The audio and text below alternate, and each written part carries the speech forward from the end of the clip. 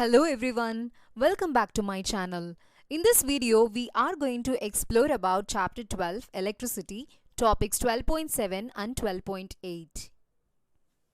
These are all the contents of this video. First, let's begin with 12.7 heating effect of electric current.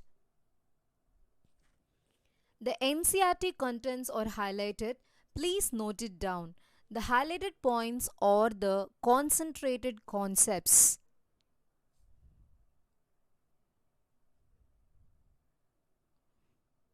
Fine.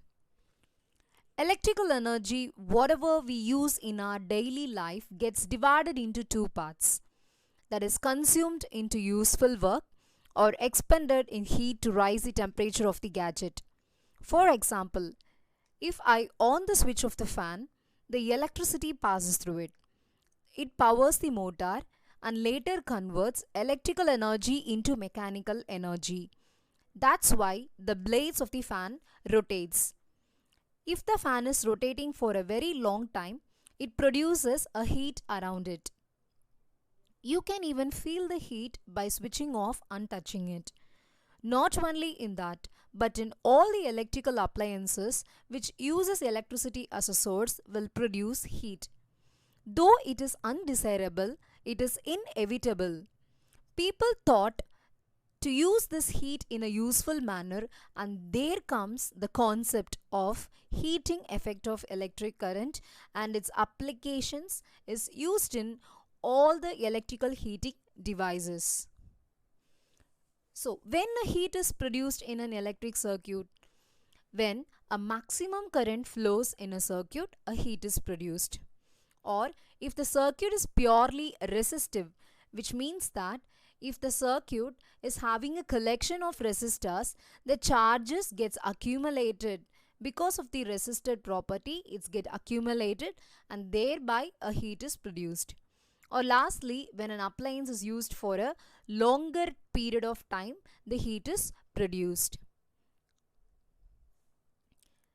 So in 1841, James Prescott Joule found that when a current is made to flow through a passive or ohmic resistor, the heat developed is directly proportional to the square of electric current, resistance of the conductor, and the time for which the current flows. And he stated that by Joule's law of heating.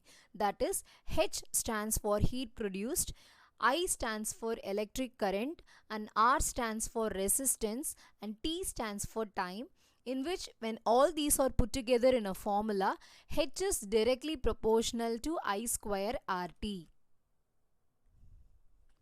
So here comes the derivation for the Joule's law of heating. So consider a current flowing through the resistor R. Current is I, resistor R, and which is having a potential difference V, and the time is T, where the Q is a charge flowing through the circuit. We already know that I is equal to Q by T, in which Q is equal to I into T.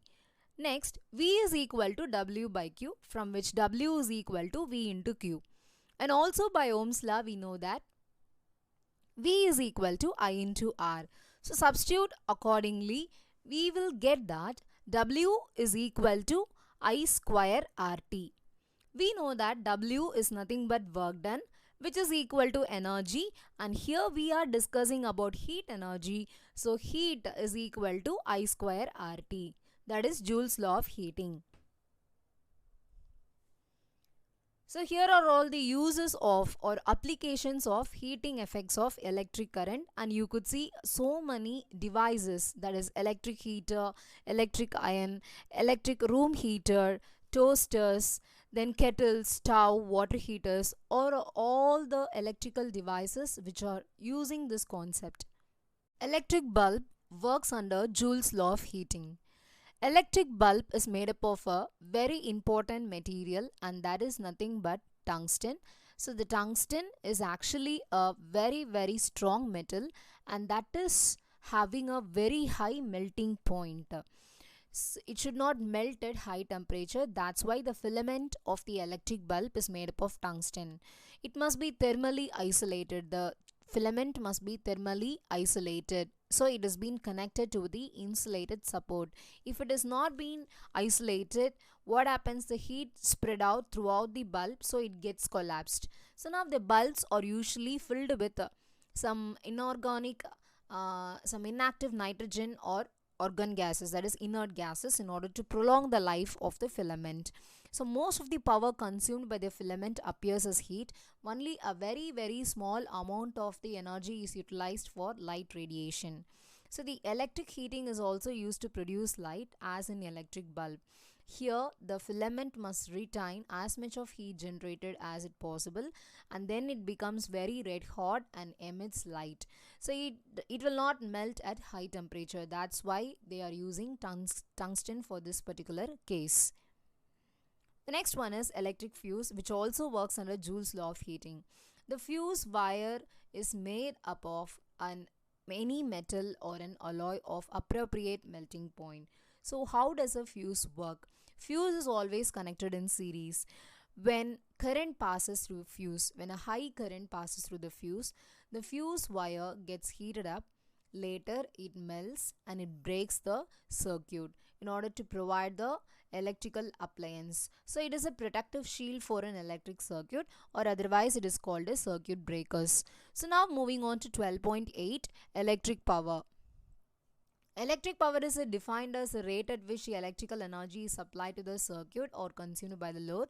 So the electric power is having the unit as watt. So P is equal to V into I. So P is equal to V into I, where V stands for potential difference and I stands for electric current and P stands for electric power. So while applying Ohm's law to the actual formula, P is equal to I squared R, or P is equal to V square by R, or the different forms of power. So now the SI unit of electric power, as I already told you, it is watt. So 1 watt is defined as follows, that is 1 watt is equal to 1 volt into 1 ampere. So the unit watt is very small, but in actual purpose it is being used as, or it is being pronounced as kilowatts, that is kilowatts, or in megawatts. As per the need of that particular situation, the watts value can be increased or either decreased. So kilowatts will be having 1000 watts. And now electrical energy, it's nothing but a product of power and time, that is E is equal to P into T. So the unit of electrical energy is watt into hour.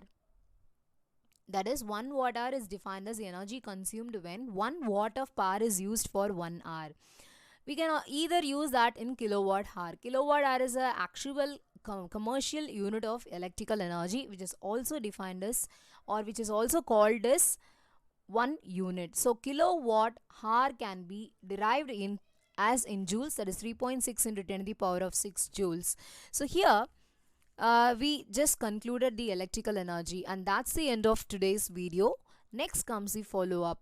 So watch it and solve it.